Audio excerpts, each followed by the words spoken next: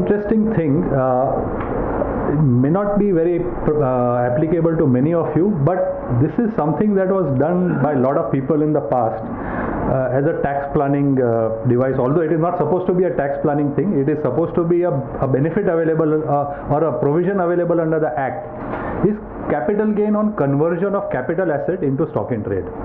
What it means, in that same example of Tribhuvan Das Bhimji, the wife had some gold necklaces which were up till now held as own personal assets, investments, capital assets, that the Javeri family converts into stock in trade and puts it for sale.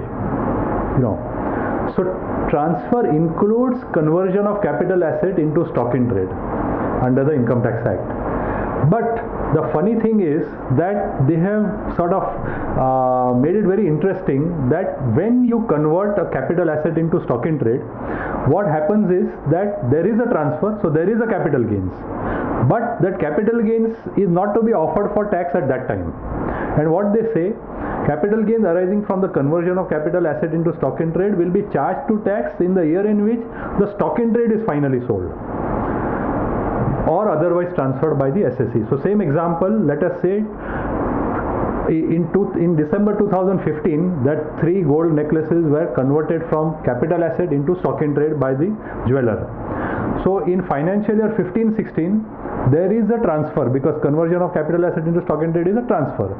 But if those 3 necklaces are not sold by 31st March 2016 and are sold today in June 16, means in the next year, the capital gains will be taxed in current year and not in the earlier year.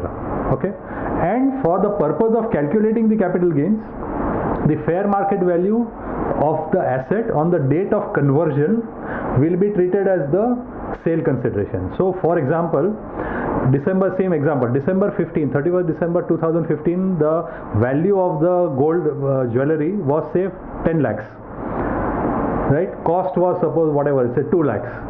So 8 lakhs, I'm ignoring the indexation for the timing to keep it simple. 8 lakhs is the capital gains because the market value was 10 lakhs.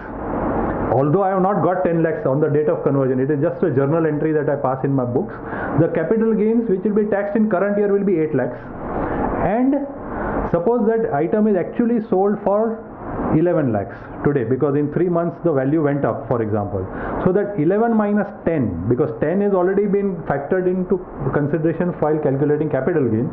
So 11 minus 10, 1 lakh will be current year's business income. So this is how that thing works.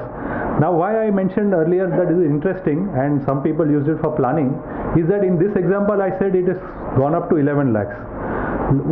Take the ulta case where the value has gone down to 9 lakhs. So your capital gains was based on 10 lakhs, which actually you have never got. So 10 minus cost to 8 lakhs is long-term capital gains. You are going to pay tax at 20%. Correct? Because it is long-term capital gains. And 9 minus 10. 9 is what you actually sell it for. But market value as on the date of conversion was 10 lakhs. So there is a fall of 1 lakh, a loss of 1 lakh. That 1 lakh will be my business loss. Now you can put two and two together to figure out what people did with that 1 lakh loss, and how that 1 lakh could become 100 crores also, or 2 crores also, 1 crore also. This is the way a lot of people have converted capital asset into stock in trade to build up long-term capital gains on the one hand and build up a loss in the business.